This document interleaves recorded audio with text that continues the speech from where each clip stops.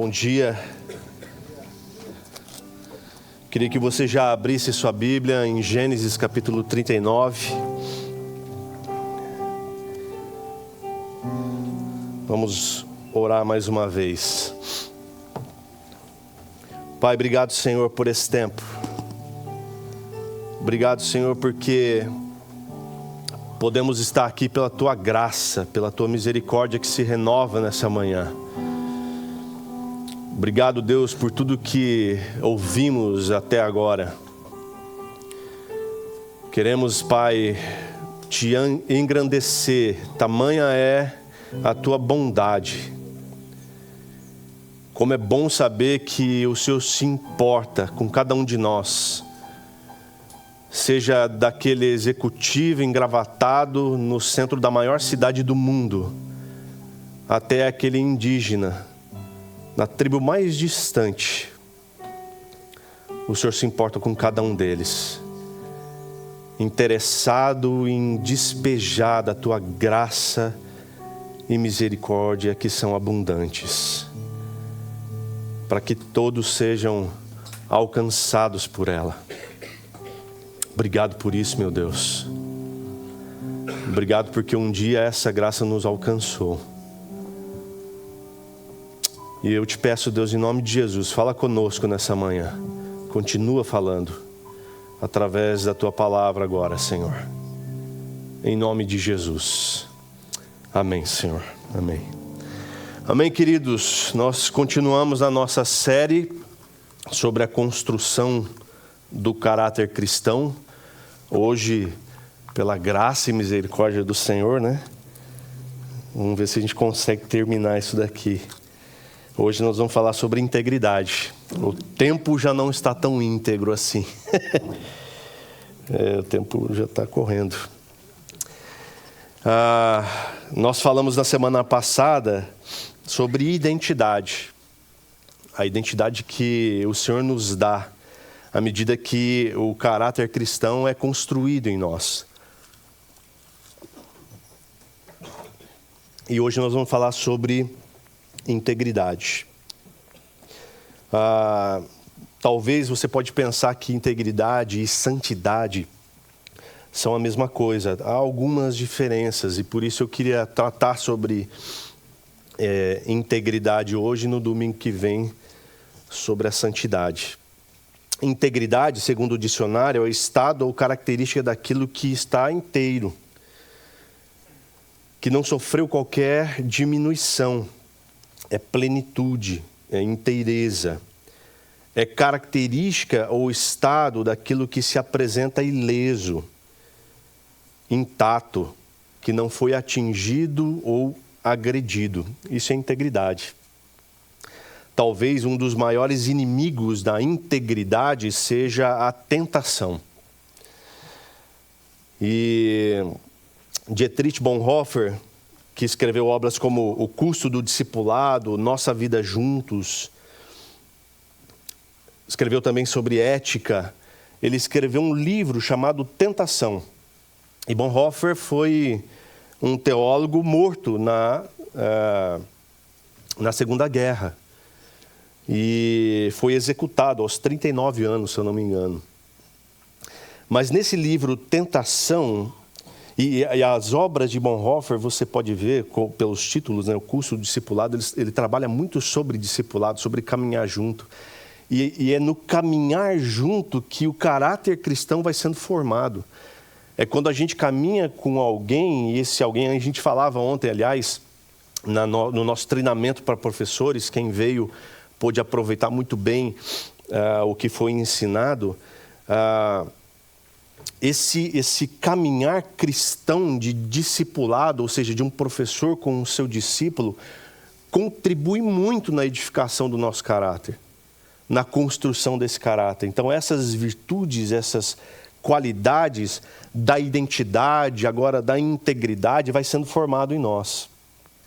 Então, Bonhoeffer escreve nesse livro Tentação o seguinte, ele diz assim: em nossos membros há uma inclinação latente em direção ao desejo, a qual é tanto súbita quanto impetuosa. Com irresistível poder, o desejo domina a carne. De repente, um fogo secreto, sem chamas, se acende, a carne queima e se inflama. Não faz diferença que se trate do desejo sexual, da ambição, da vaidade, da sede de vingança, amor pela fama e o poder, ganância por dinheiro, ou finalmente esse estranho desejo da beleza do mundo, da natureza. A alegria em Deus está prestes a extinguir-se em nós, e buscamos toda a nossa alegria na criatura. Nesse momento, Deus se torna quase irreal para nós. Ele perde toda a realidade e só o desejo pela criatura é real. A única realidade é o diabo. Satanás não nos enche nesse ponto de ódio contra Deus, mas nos faz esquecer dele. A lascívia, assim despertada, envolve a mente e a vontade do homem na mais negra escuridão. Os poderes da clara discriminação e da decisão são removidos de nós. É aqui que tudo em nós se levanta contra a palavra de Deus. De novo, isso nos remete a alguns domingos atrás, quando a gente falava aqui da natureza, do nosso desejo por deixar que a natureza humana governe a nossa vida, e você se lembra que os resultados são claros.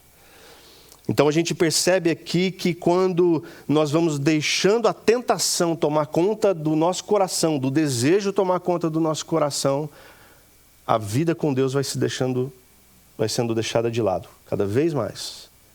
Cada vez mais. E quando a gente percebe, ele termina aqui dizendo que tudo em nós se levanta contra a palavra de Deus. Não existe ninguém que tenha passado por essa terra, inclusive o próprio Jesus Cristo, que não tenha enfrentado a tentação. Todos nós nesse auditório já, de alguma forma, sofremos a tentação. E não há uma única pessoa sequer, com exceção de Jesus Cristo, que não tenha cedido a algum tipo de tentação alguma vez na sua vida.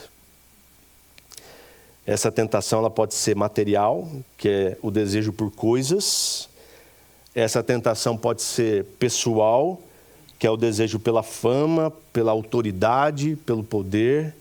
E essa tentação pode ser sensual, que é o desejo por outra pessoa. Hoje nós vamos ver como essa característica da integridade, que é tão importante no caráter cristão, precisa ser uma marca bastante evidente em cada um de nós. Nós vamos aprender isso com José. Então eu queria ler com você os primeiros 6 versículos do capítulo 39. Diz assim: quando José foi levado para o Egito pelos negociantes ismaelitas, eles o venderam a Potifar, um oficial egípcio. Potifar era capitão da guarda do faraó, o rei do Egito. O Senhor estava com José, por isso ele era bem-sucedido em tudo o que fazia no serviço da casa de seu senhor egípcio. Potifar percebeu que o Senhor estava com José e lhe dava sucesso em tudo o que ele fazia. Satisfeito com isso, nomeou José seu assistente pessoal e o encarregou de toda a sua casa e de todos os seus bens. A partir do dia em que José foi encarregado de toda a casa e de todas as propriedades de Potifar, o Senhor começou a abençoar a casa do egípcio por causa de José. Tudo corria bem na casa e as plantações e os animais prosperavam. Assim, Potifar entregou tudo o que possuía aos cuidados de José, e tendo-o como administrador, não se preocupava com nada, exceto com o que iria comer. José era um rapaz muito bonito e de bela aparência. A primeira coisa que a gente aprende aqui é que para você e eu sermos íntegros, nós precisamos depender de Deus, não das circunstâncias. Porque quando a gente se encontra numa situação de tentação, numa situação difícil da nossa vida, a maioria daqueles que ainda não têm um caráter cristão transformado, se deixa levar pelas circunstâncias. E são as circunstâncias que determinam se você vai ser íntegro ou não. Na maioria das vezes, as circunstâncias levam aquele que não tem um caráter cristão transformado a perder a sua inteireza, a sua integridade. O contexto da história você provavelmente já conhece. José era filho de Jacó, invejado pelos seus irmãos, pela preferência que Jacó tinha dele. E os irmãos resolveram lançá-lo numa cisterna e, na verdade, eles queriam matá-lo, né? Mas aí depois houve aquele arrependimento e falavam, não, vamos só jogar no buraco mesmo.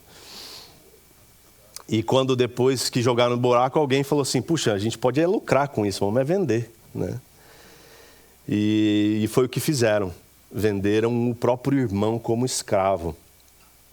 José foi levado como escravo para o Egito e depois revendido para um oficial da guarda do exército do faraó, o Potifar. E é muito interessante porque a gente percebe aqui que por causa da maldade, do engano, da hipocrisia, da inveja e da difamação, tudo isso aconteceu com o José. E essas características que eu acabei de citar para você são as mesmas que a gente estudou semana passada. De 1 Pedro, capítulo 2, versículo 1. Onde o Pedro diz para nós que por causa da nossa identidade em Cristo Jesus, são as coisas que a gente deve deixar de lado, que a gente deve abandonar. Maldade, engano, hipocrisia, inveja e difamação. Foi o que levou aqueles irmãos a fazerem isso com José. José, então, foi jogado na cisterna, vendido, revendido, e agora ele se encontra no Egito como escravo.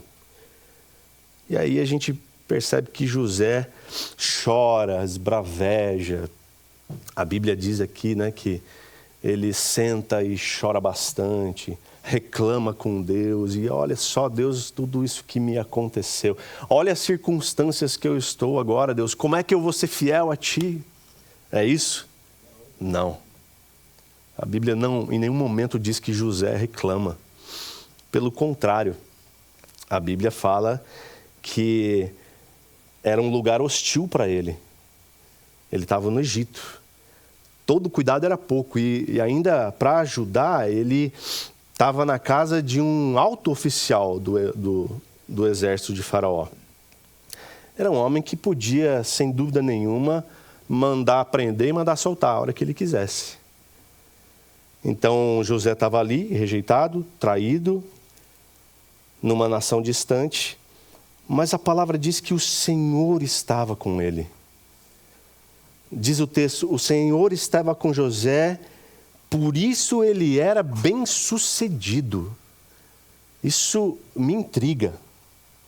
Isso me chama a atenção, porque no verso diz que mesmo na casa do Potifar, Deus estava com ele e ele era bem-sucedido. José podia ser bom no que ele fazia. Talvez José era um cara bom profissional, em que você dá alguma atribuição para ele, ele desenvolve, ele faz, ele progride naquilo. Mas a palavra diz que Deus estava com ele. Não era porque ele era bom, era porque havia um Deus Todo-Poderoso que estava com ele, onde quer que ele estivesse. E tudo o que ele fazia era bem-sucedido. E mais do que isso, Potifar percebe isso. Diz ali no verso 3 e 4, que Potifar percebeu que o Senhor estava com José. Então a gente vê como o nosso caráter, quando ele é moldado por Deus, até os ímpios percebem. Até os ímpios enxergam o Deus na nossa vida. Eles podem não entender que é Deus, mas eles entendem que há algo diferente em mim e você, quando o caráter de Cristo é evidente em nós. E o texto fala então que Potifar, satisfeito com isso, nomeou José seu assistente pessoal e o encarregou de toda a sua casa e bens. Olha isso. De repente, um estrangeiro, escravo, é agora, por causa da satisfação que estava no coração daquele homem ímpio, nomeou José como seu assistente e o encarregou de toda a sua casa e de todos os seus bens. Diz o texto, então, nos versos 5 a 6, que o Senhor começou a abençoar a casa de Potifar, por causa de José. Então Deus estende a sua mão sobre aquele lugar ímpio, pagão. Então, será que Deus não poderia abençoar a empresa na qual você trabalha, o patrão chato que você tem, só por causa de você? Só por causa da sua vida, só por causa de quem está em você? Será que Deus não pode abençoar o lugar onde você está morando, talvez, trabalhando, onde há uma iniquidade latente? Será que Deus não pode estender a mão naquele lugar por causa daquele que está em você? Sem dúvida nenhuma que pode. Sem dúvida nenhuma. A casa do Potifar começou a prosperar por causa de José, por causa daquele que estava lá. E tudo isso, meus irmãos, aconteceu com ele. Era rejeitado, os irmãos desejavam a sua morte, vendido como escravo, agora escravo na casa de um alto funcionário ali do exército de Faraó. E muitas vezes, meus irmãos, a gente permite que as circunstâncias determinem sobre a nossa integridade, sobre a nossa inteireza diante de Deus. Porque muitas vezes que a gente perde a paciência, quando a gente se irrita, quando a gente esbraveja, a gente põe a culpa nas circunstâncias e a gente diz para Deus, com toda a autoridade, diz: Deus, está vendo? Eu pequei, mas foi por causa dessa circunstância. E muitas vezes a gente põe a culpa em Deus e diz: onde o Senhor me colocou? Mas Deus deseja que eu e você sejamos firmes e fortes e que nós permaneçamos firmes nele. Que eu e você tenhamos a identidade que está sendo forjada em nós pela transformação do nosso caráter e que isso governe a nossa vida, de modo que as circunstâncias não importem. O que importa é o Deus no qual nós dependemos. Então, se eu e você, para sermos íntegros, precisamos depender de Deus e não das circunstâncias, é a Ele que a gente tem que recorrer em todo o tempo. Somente a Ele. A segunda coisa que a gente aprende é que para ser íntegro, nós precisamos resistir à tentação e não ceder ao pecado. Vamos ler do verso 7 ao verso 18.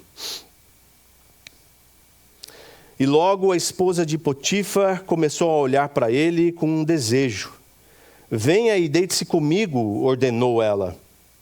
José recusou e disse: meu senhor me confiou todos os bens de sua casa e não precisa se preocupar com nada. Ninguém aqui tem mais autoridade do que eu. Ele não me negou coisa alguma, exceto a senhora, pois é mulher dele.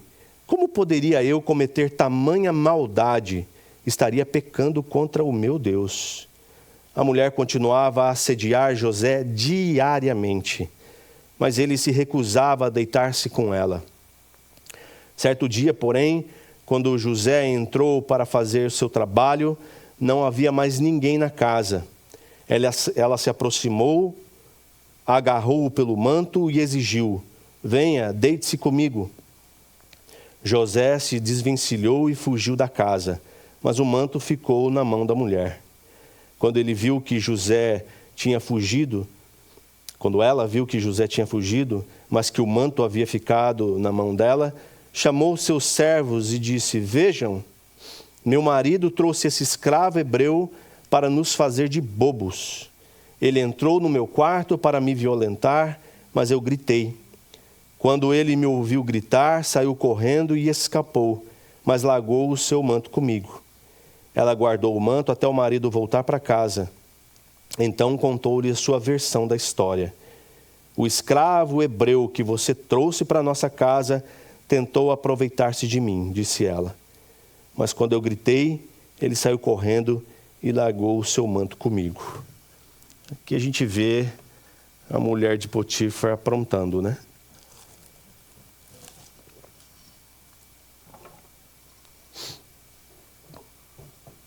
No final do verso 6, a gente lembra que a gente viu ali que José era um rapaz bonito, de boa aparência. Isso certamente trouxe grandes problemas para ele, né? Diz o texto que a esposa do Potifar começou a olhar para ele com desejo. Olha aí a tentação, o desejo. A tentação ou o desejo no coração de alguém que não é transformado, que não tem o seu caráter sendo transformado, é algo muito perigoso. E muitas vezes é devastador.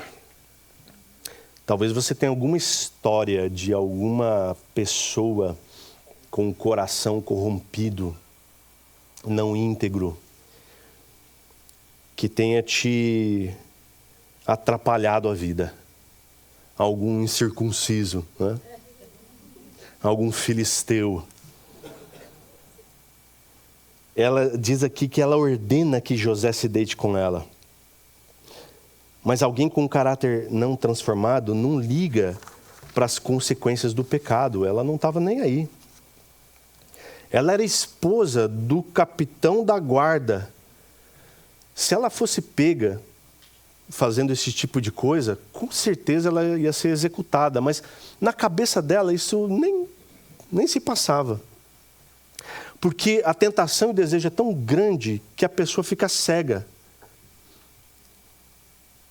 Então ela continua pecando diariamente, continua assediando, e a gente entende que um abismo sempre leva a outro abismo. Mas o José, que era um homem íntegro, e que Deus estava com ele, ele diz para ela o seguinte: como poderia eu cometer tamanha maldade? E a gente sabe que a maldade tem a ver com a iniquidade, tem a ver com o que está aqui dentro. Então, os versos 8 a 10 dizem que José recusou o convite, recusou a ordem dela. Mas essa mulher, ela continua assediando, mas ele continua declarando essa verdade. Como é que eu vou cometer tamanha maldade? As duas razões para que José não cedesse a esse pecado foi, primeiro, a sua lealdade ao Senhor. Quando ele diz ao seu senhor, né, ao Potifar, senhor com S minúsculo aqui: o meu senhor me confiou todos os bens da sua casa. Então ele era leal ao seu patrão, ao seu senhor aqui. Mas a principal razão foi a sua fidelidade a Deus. Quando ele diz: eu estaria pecando contra Deus se fizesse isso. O Clarence Edward McCartney, no seu livro Provações dos Grandes Homens da Bíblia, e aí eu recomendo para os homens procurar esse livro, ele acrescenta o seguinte, ele diz assim: esta não foi uma tentação comum. José não era uma pedra, ele não era uma múmia, mas ele era um jovem, com sangue correndo nas suas veias. Não se tratou de uma tentação única, mas de uma série delas. Uma velha história conta que quando José começou a falar com Deus sobre a tentadora, ele provavelmente deve ter orado a Deus sobre ela, pedindo livramento. Ela jogou a saia sobre a estátua do Deus que estava no quarto e disse: agora Deus não verá. Mas José respondeu: o meu Deus vê. Então José sabia que um desvio do seu caráter implicaria ceder à maldade do seu coração. E assim a sua identidade e integridade se perderiam.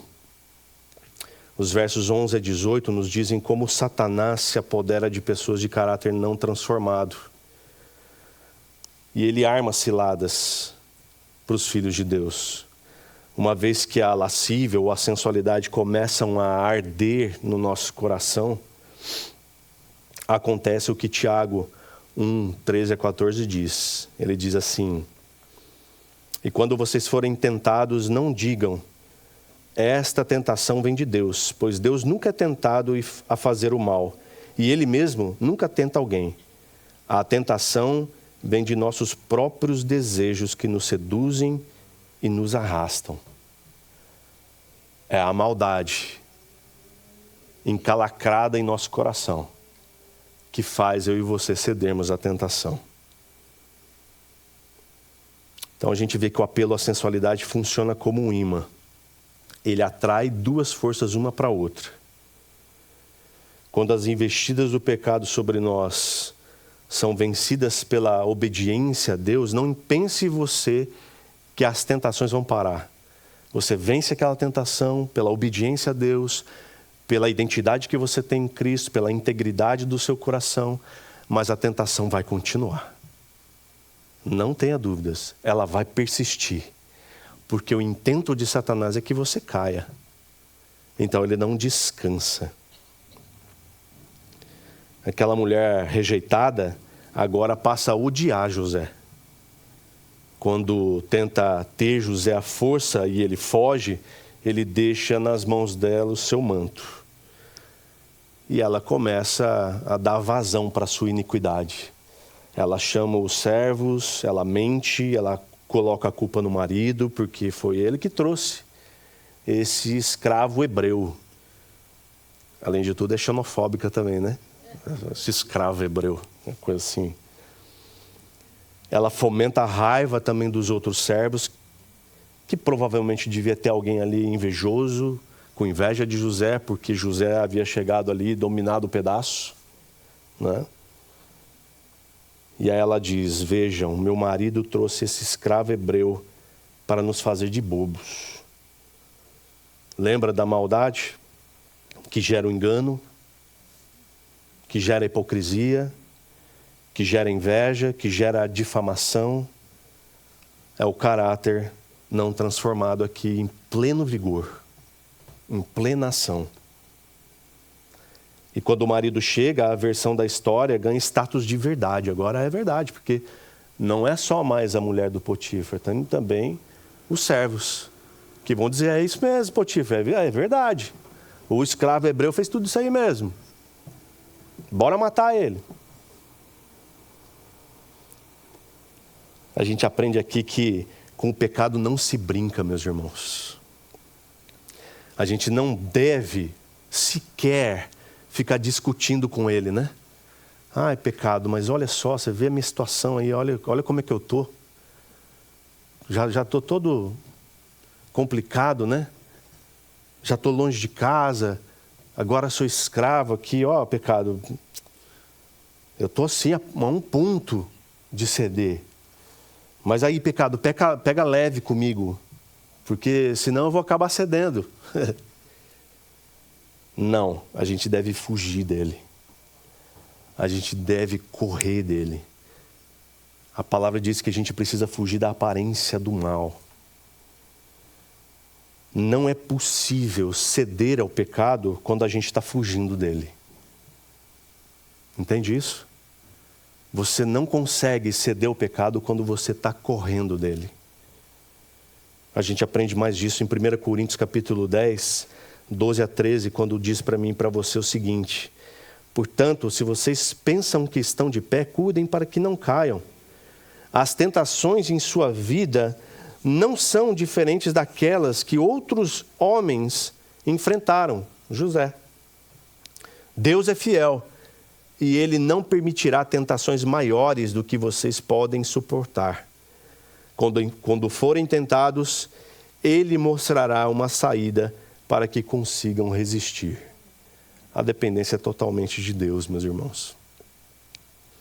Terceira coisa que a gente aprende, e eu peço um pouquinho da sua paciência, Falta uns 5 pontos aqui ainda. Mas a gente vai terminar loguinho. Terceira coisa que a gente aprende é que para sermos íntegros, nós devemos suportar a adversidade e não perder a esperança. Verso 19 a 22 diz assim, vamos ler um pedacinho do 23, o inicinho do 23 também. Ao ouvir a mulher contar como José a havia tratado, Potifar se enfureceu, pegou José e o lançou na prisão onde ficavam os prisioneiros do rei. E ali José permaneceu. Mas o Senhor estava com ele na prisão e o tratou com bondade. Fez José conquistar a simpatia do carcereiro, que em pouco tempo encarregou José de todos os outros presos e de todas as tarefas da prisão. O carcereiro não precisava mais se preocupar com nada, pois José cuidava de tudo. Então, para José, o resultado da sua fidelidade a Deus e o seu respeito ao Potifar lhe rendeu cadeia. Foi preso. Quem de nós, meus irmãos, permaneceria fiel a Deus nessas circunstâncias? Quem de nós continuaria fiel a Deus diante de tudo isso? Diz o texto que Potifar, enfurecido, pegou José e o lançou na prisão. E repare que era onde ficavam os prisioneiros do rei. Então, olha só que interessante. José já estava todo lascado. E, de repente, ele é lançado pelo Potifar, de novo, que era aquele chefe do comando ali do exército do faraó. E por ele ter essa posição, José foi lançado na prisão onde ficavam os prisioneiros do rei. Isso vai ser muito importante daqui a pouco na vida de José. É nessa prisão que a coisa vai começar a mudar. Só que José não sabia disso. José não tinha lido ainda o capítulo 41. José ainda não sabia disso. Para José, ele estava preso, encarcerado por obedecer a Deus. Por não pecar contra Deus. E por respeitar o seu Senhor. É isso que estava na cabeça de José. Ele não estava vendo o que iria acontecer mais adiante. Só que Deus estava. Deus tem todo o controle nas suas mãos, da minha e da sua vida. Talvez a adversidade que eu e você estamos passando agora e suportando vai fazer sentido lá na frente, porque isso está nas mãos do Senhor. E diz o texto que o Senhor estava com ele na prisão. É maravilhoso ver como Deus sustenta aqueles que são fiéis e íntegros a Ele. Independente do lugar onde você esteja, Deus continua com você que é fiel e íntegro. Deus continua te sustentando. Deus continua te amparando. Deus continua te dando graça. Deus continuava com José. E não é o que Jesus nos promete, lá em Mateus capítulo 28, 20, quando ele diz assim, lembrem-se, estarei sempre com vocês até o fim dos tempos. Jesus vai estar conosco até o final. Ele está com você no meio da adversidade e estará com você em glória. Isso é maravilhoso, meus irmãos. E diz mais, diz que Deus tratou José com bondade ali na prisão. Deus tratou José com bondade. E da mesma forma como José agiu na casa do Potifar, ele também agiu na prisão. Ele foi prestativo, ele foi um servo. E em pouco tempo, diz o texto, o carcereiro já estava com José de amiguinho. Cuidava de tudo ali para o carcereiro. Já era o responsável pela cadeia. Na cadeia, o preso que tem a simpatia da polícia e também dos prisioneiros é chamado de voz. Então, aquele preso que tem acesso aos policiais e aos presos é o voz. É aquele cara que quando você chega na cadeia, viu, Lu, você que está querendo ir para a cadeia, evangelizar as presas, você tem que procurar a voz. Porque é essa pessoa que tem acesso a toda a cadeia. E todo preso dá ouvido para ele. E todo policial carcereiro também dá. O voz. Eu tive a oportunidade de discipular um voz. Coxinha era o nome dele. Cara, nome não, né? O apelido, codinome. Ele era do PCC. Cara, gente boa, queridão só. Mas nas costas dele já tinha uma lista imensa de homicídios e tudo mais. E era interessante, eu ouvia o testemunho daquele rapaz que passou anos na cadeia, anos, sem conhecer Jesus. Sem ter o Senhor com ele. Sem ser tratado com bondade. Mas José, diz o texto, que tinha o Senhor junto com ele. Então o carcereiro não precisava mais se preocupar com nada, pois José cuidava de tudo. Tem um ditado interessante que fala que se a vida te dá um limão, faça uma limonada, não é? Isso quer dizer que ao invés de ficar se lamentando com os limões azedos que a vida te dá, é importante fazer algo de bom com isso. E eu creio que José fez exatamente isso. Ele tinha essa capacidade, por causa da inteireza do seu coração e da sua fidelidade com Deus, de transformar os limões da sua vida numa deliciosa limonada. E foi isso que ele fez o tempo todo. Então, meus irmãos, não perca as esperanças de que Deus está sempre com você. E virá com o socorro no tempo oportuno. Mas para isso é preciso que eu e você permaneçamos. Aguentamos firme. Estejamos sempre no Senhor. Por último, para ser íntegro, se preocupe em agradar a Deus e não aos homens.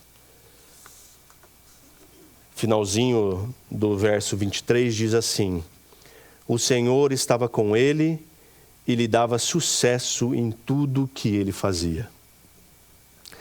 Quando você agrada a Deus, os homens vão perceber que Deus está com você.